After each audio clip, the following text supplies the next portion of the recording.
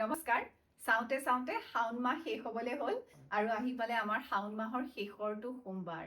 যিসকলে শাওণ মাহৰ এটাও সোমবাৰ পালন কৰিব পৰা নাই তেওঁলোকৰ বাবে এই শাওণ মাহটোৰ শেষৰটো সোমবাৰটো কিন্তু ৰৈ আছে গতিকে এই শাওণ মাহৰ শেষৰটো সোমবাৰ একেবাৰে হাতৰ পৰা যাবলৈ নিদিব আৰু শিৱ মন্দিৰত যদি আপুনি যায় তেতিয়াহ'লে এইবাৰ শাওণ মাহৰ শিৱ মন্দিৰত সোমবাৰে গৈ আপুনি এটা বিশেষ বস্তু ঘৰলৈ আনিবলৈ একেবাৰেই নাপাহৰিব নমস্কাৰ মোৰ নাম ৰেখা তালুকদাৰ আজিৰ অনুষ্ঠানটিলৈ স্বাগতম জনাইছো শাওণ মাহ সম্পৰ্কে বিশেষ এটা ভিডিঅ' লৈ আহিছো শাওণ মাহৰ শেষৰটো সোমবাৰ কি কৰিব কি নকৰিব আৰু শিৱ মন্দিৰৰ পৰা কি বিশেষ বস্তু ঘৰলৈ লৈ আহিব সেই বিষয়ে আজি কথা পাতিম আৰু এই বিষয়ে বহুতো কথা ক'বলৈ মোৰ সৈতে থাকিব আপোনালোক সকলোৰে পৰিচিত জ্যোতিষ শাস্ত্ৰ বিশেষজ্ঞ ৰমেশ চন্দ্ৰ শৰ্মা শাস্ত্ৰী ডাঙৰীয়া আৰু শাওণ মাহৰ বিশেষত্ব সম্পৰ্কে কথা পাতিম যিহেতু প্ৰত্যেকজন দৰ্শকে প্ৰত্যেকজন ভক্তপ্ৰাণ ৰাইজে হৰ হৰ মহাদেৱ কমেণ্ট বক্সত গৈ লিখিবলৈ নাপাহৰিব দেও হৰ হৰ মহাদেৱ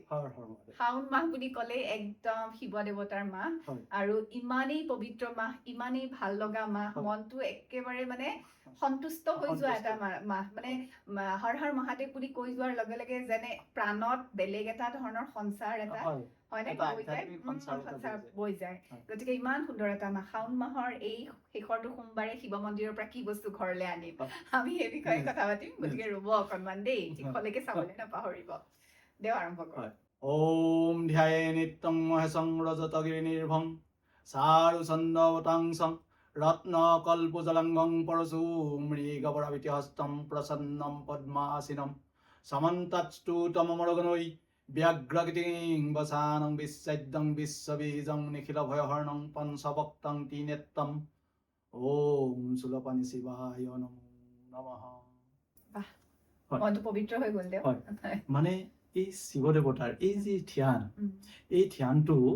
কৰাৰ লগে লগেই এনে এটা মন দেহ আটাইখিনি এনেকুৱা মানে হাত পৰি যায় মানে আধ্যাত্মিক চিন্তাটোৱে মনটোক খুব এটা সুন্দৰ পৰিৱেশলৈ লৈ যায় আজি এই দেৱাদিদেৱ মহাদেৱৰ এই ধ্যানৰ জৰিয়তে আমি ক'ব খুজিছো যে প্ৰত্যেকজন ব্যক্তিৰে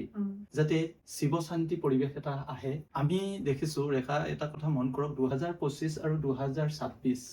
এই দুটা বৰ্ষই অকল অসমৰ কাৰণেই নহয় গোটেই বিশ্বৰ কাৰণে এটা বৰ বিভীষিকাৰ বৰ্ষ দুটা বুলি ক'ব লাগিব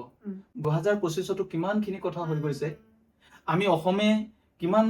খিনি হেৰুৱালো ধৰক এতিয়া জুবিন গাৰ্গৰ দৰে এজন ব্যক্তিক হেৰুৱাইছো দীপক শৰ্মাৰ দৰে ব্যক্তিক হেৰুৱাইছো তাৰ উপৰি সৰ্বভাৰতীয় ভিত্তিত সেই এয়াৰপ্লেন মানে ক্ৰেছ হৈছে দুৰ্ঘটনাগ্ৰস্ত হৈ উঠি কিমান মানুহ হেৰি হৈছে তাৰ উপৰি যিবিলাক আন্তঃৰাষ্ট্ৰীয় সেই যুদ্ধ বিগ্ৰহত কিমান মানুহ হেৰি হৈছে কোভিডে কিমান মানুহ নিলে এই যদি আমি চাওঁ আজি কেইটামান বছৰ ধৰি আমাৰ গোটেই পৃথিৱীৰ বা সমাজৰ বা ৰাজনৈতিক ক্ষেত্ৰতে হওক বা সামাজিক ক্ষেত্ৰতে হওক বিৰাট সাংঘাতিক সমস্যাৰ সন্মুখীন হ'বলগীয়া হৈছে আৰু এই সমস্যাবিলাকে দিনে দিনে যেন মানে বৃদ্ধি পাই গৈ আছে আজি অসমৰ বন্যাত্ৰসকলৰ আমাৰ এই 4খন জিলাৰ আপাৰ আছামৰ এইখিনি কথা চাওক কেনেকুৱা একদম দুখ লগা হৈ গৈছে তাৰে এইবিলাক চালেই দুখত ভাঙি পৰিব লগা হয় এনেধৰণৰ দুখ কষ্ট যেন আৰু কাৰো কোনো কালেই নহওক এইবাৰ চাওক ইউৰোপীয়ান দেশসমূহত য'ত ঠাণ্ডাৰ কাৰণে বাচিবলৈ তেওঁলোকে চিন্তা কৰে এইবাৰ তেওঁলোকৰ তাপমাত্ৰা কেনেকে সলনি হয় তাত কিমান ইউৰোপীয় দেশসমূহত কিমান মানুহ ঢুকাই গ'ল দেখা গৈছে যে 2025 আৰু 2026 এই চন দুটা অত্যন্ত বিভীষিকাময় এই বিভীষিকাৰ পৰা পৰিত্ৰাণৰ কাৰণে দেৱাদিদেৱ মহাদেৱে যাতে সকলোকে পৰিত্ৰাণ কৰে বিশ্ব শান্তি হয় সকলোৰে অন্তৰত যাতে সুখ শান্তি বিৰাজিত হয় দুখ দাৰিদ্ৰ এই আতুৰতা যাতে নাইকিয়া হয় তাৰ কাৰণে দেৱাদিদেৱ মহাদেৱৰ ওচৰত প্ৰাৰ্থনা জনাইছো সেইকাৰণে দেৱাদিদেৱ মহাদেৱৰ ওচৰত পুনৰ তেওঁৰ শ্ৰীচৰণত সেৱা জনাই প্ৰণাম জনাই আমি আজিৰ এই শাওণ মাহৰ শেষৰটি সোমবাৰ আমাৰ ভক্তসকলে কৰিবলগীয়া তেওঁৰ ওচৰত ভক্তি নিবেদন কৰিবলগীয়া কথাখিনি আমি নিজৰ কাৰণে কৰাৰ উপৰিও যে শেষৰ সোমবাৰটো আমি দুখাৰ্ত বন্যাৰ্ত সকলৰ কাৰণে অকল আমাৰ অসমতে নহয় ভাৰতবৰ্ষৰ 6খন ৰাজ্যত বানপানীৰে মানে বিভীষিকা আহিছে আৰু বিভিন্ন এতিয়াতো আন্তঃৰাষ্ট্ৰীয় ক্ষেত্ৰত যুদ্ধ বিগ্ৰহ লাগি আছে ইৰাক ইৰানৰতো যুদ্ধ বিগ্ৰহ লাগি আছে আজিও শেষ হোৱাই নাই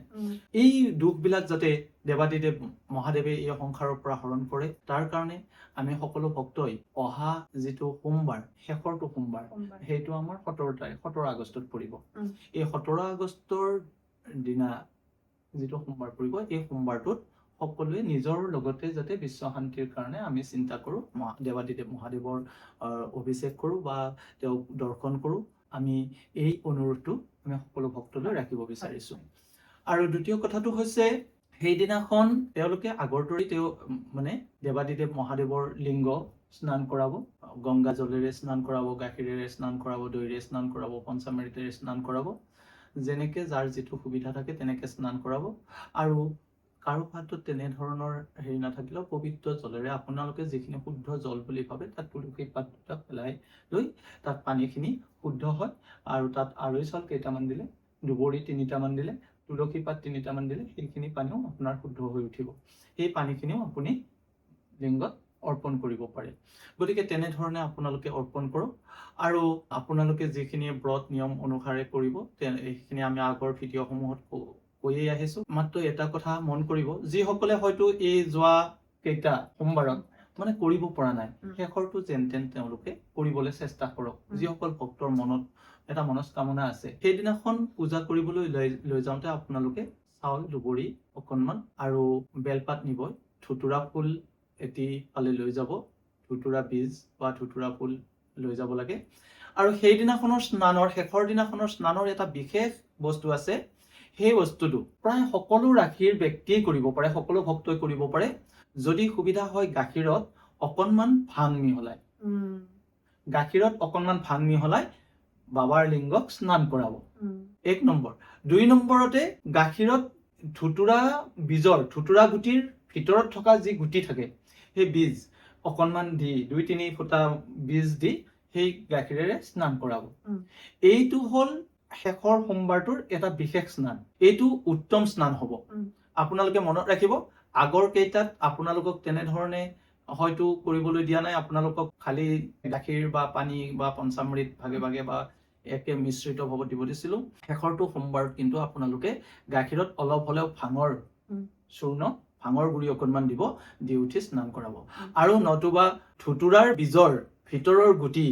গাখীৰত 2-3টামান দিব, দি উঠি পাৰিলে পিচি দিব পাৰিলেতো ভাল, নোৱাৰিলেও সেইটো সুবিধা নাথাকিব পাৰে। কাৰণ আপুনি কিনা সময়ত তেতিয়া ফালি লৈ তাৰ পৰা গুটিটো দিব পাৰিব। গাখীৰৰ দিব, দি লৈ আপোনালোকে বা আপোনালোকে ঘৰত লৈ যোৱা গাখীৰখিনি তাত যিহেতু তাতে থকা পাত্ৰত বাকিব লাগিব, তাৰ পাত্ৰত বাকোতে আপুনি বীজটো দি লওক, দি লৈ উঠি আপুনি গাখীৰখিনি শিৱলিংগত ঢালক আৰু 3 বাৰ হৰ হৰ হৰ মহাদেৱ বুলি ক'ব লাগে। এই 3টা শব্দ মানে হৰ হৰ হৰ মহাদেৱ, এই 3 ধৰণৰ তাপ আছে। আধ্যাত্মিক তাপ, দৈবিক তাপ আৰু আধিভৌতিক তাপ। এই 3 তাপৰ পৰা মানে আমাৰ ৰোগ হৰ, শোক হৰ, দুখ হৰ। সেইকাৰণে এই 3টা ৰোগ, শোক, দুখ, এই 3টা দুখৰ পৰা, কষ্টৰ পৰা নিৰাময় লাভৰ কাৰণে তেওঁ হৰণকৰ্তা। সেইকাৰণে তেওঁৰ অন্য এটা নাম হৰ। সেইকাৰণে হৰ হৰ মহাদেৱ বুলি যে কয়, 3 বাৰ ক'ব লাগিলে নিয়মতে। আমাৰ 2 বাৰে কৈ উঠিয়াৰে মানে শোক হৰ, দুখ হৰতে গুচি গৈছে। দুখটো কষ্টৰ মাজতে থাকে, সেইকাৰণে 2 বাৰো কয় হৰ হৰ মহাদেৱ বুলি কয়। কিন্তু হৰ হৰ হৰ মহাদেৱ মানে 3 বাৰ ক'ব পাৰিলে বেছি ভাল হয়। সেইটো যেতিয়া মানে গাখীৰখিনি অৰ্পণ কৰিব তেতিয়াই ক'ব। আৰু সেই ভাৱটো ৰাখিব, আপোনালোকৰ কি কি দুখ কষ্ট আছে সেই দুখ কষ্টখিনি তেওঁ হৰণ কৰক। হৰ হৰ মহাদেৱ বুলি দিয়ক, ওম নম শিৱায় বুলি দিয়ক। মানে আপোনালোকৰ দুখ কষ্ট হৰণ কৰোতা হিচাপে তেওঁক হৰ হৰ মহাদেৱ বুলি 3 বাৰ হৰ হৰ হৰ মহাদেৱ এই বুলি ক'ব। সেয়া দুখ হৰ, শোক হৰ, ৰোগ হৰ, এই 3টা কষ্ট যাতে আপোনালোকৰ হৰণ কৰে। সেইদিনাখন আপোনালোকে বাকী দিন কেইটাত সাধাৰণতে নিৰ্মালি আপোনালোকে ঘৰলৈ লৈ আহিছে নে নাই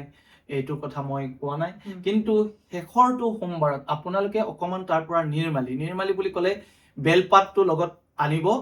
বেলপাত এটা থাকিবই লাগিব, অন্যান্য ফুলো থাকিব পাৰে। সেইখিনি আপোনালোকে সযতনে লৈ আহিব। আপোনালোকে মূৰত নল'ব, শিৱ নিৰ্মালি সাধাৰণতে মূৰত নলয়। সেইখিনি আপোনালোকে সযতনে বেলপাত পাৰিলে 3-4টামান আৰু অন্যান্য ফুল তাৰ যি নিৰ্মালি বুলি কওঁতে যিখিনি হয়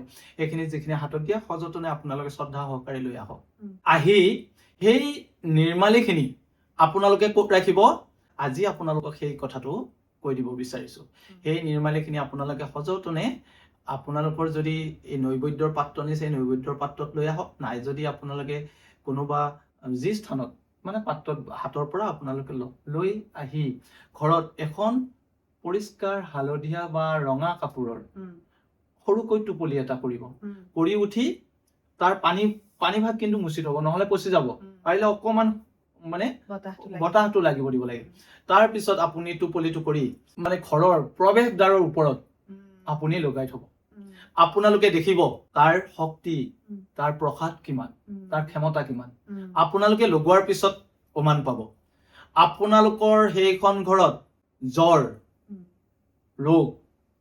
শোক দুখ প্ৰৱেশ কৰিব নোৱাৰে আপোনালোকৰ শত্ৰু প্ৰৱেশ নহয় আগত যিবিলাক ধৰক ভূত প্ৰেতৰ হেৰি আছিলে এইবিলাকৰ প্ৰৱেশ নহয় কুদৃষ্টি কুনজৰৰ প্ৰৱেশ নহয় কুমন্ত্ৰই প্ৰৱেশ কৰিব নোৱাৰে অৰ্থাৎ বাস্তু সম্পৰ্কীয় যিখিনি দোষ আছে তেওঁই বাস্তুৰ অধিপতি গতিকে বাস্তু সম্পৰ্কীয় যিবিলাক দোষ আছিল সেই দোষ আপোনালোকৰ বহু শতাংশই কাট খাব নিৰাময় হ'ব আৰু তাৰ পৰা আপোনালোকৰ সুখ সমৃদ্ধি শান্তি সমৃদ্ধি বৃদ্ধি পাব গতিকে সেই নিৰ্মালীখিনি সযতনে ওপৰত দুৱাৰদলিৰ ওপৰত ভিতৰৰ চাইডে ভিতৰৰ ফালে ৰাখিব বাহিৰ ফালে নহয় ভিতৰৰ ফালে ৰাখিব ভিতৰৰ দুৱাৰদলিৰ ওপৰত ৰাখিব আৰু সেই প্ৰসাদৰ তলেৰে আপোনালোকে সেই নিৰ্মালীৰ তলেৰে সদায় অহা যোৱা যেতিয়া কৰিব আপোনালোকৰ ওপৰত সেই শেষৰটো সোমবাৰৰ যি নিৰ্মালী বা যি কৃপা আপোনালোকে বছৰটো ধৰি লাভ কৰি থাকিব আৰু আপোনালোকৰ ঘৰখনত মাৰি মৰক দুখ শোক এইবিলাক নহয় আৰু ধনৰ অভাৱ আপোনালোকৰ নহব ঈশ্বৰে প্ৰভু ভগৱন্ত দেৱাদিদেৱ মহাদেৱে সকলো দুখ কষ্ট আপোনালোকৰ নিৰাময় কৰিব গতিকে আপোনালোকে শ্ৰদ্ধা সহকাৰে ভক্তি সহকাৰে সেই নিৰ্মালীখিনি আপোনালোকে তেনেকে ৰাখিব ইয়াত কোনো কিন্তু সন্দেহ নকৰিব সন্দেহ শংকাহত প্ৰশ্ন ৰাখি কৰিলে দুমোজা ৰাখিলে সন্দেহ ৰাখিলে মানে তাত শিৱ নাথাকে য'ত শিৱ থাকে তাত সন্দেহ নাথাকে য'ত শিৱ থাকিব তাত সন্দেহ নাথাকে য'ত সন্দেহ থাকিব তাত শিৱ নাথাকে গতিকে শিৱ থাকিব লাগিলে আপোনালোকে সন্দেহ নকৰিব সন্দেহ থাকিলে শিৱ নাথাকিব কিন্তু গতিকে শিৱক নাপাব গতিকে আপোনালোকে নিঃসন্দেহে সেইখিনি কৰক তাত একো খৰচৰ কথা নাই আপোনালোকে বিনা খৰচে মন্দিৰ দৰ্শন কৰিছে আপোনালোকৰ যিসকলৰ ঘৰৰ মন্দিৰত পূজা কৰিব এই ঘৰৰ মন্দিৰৰ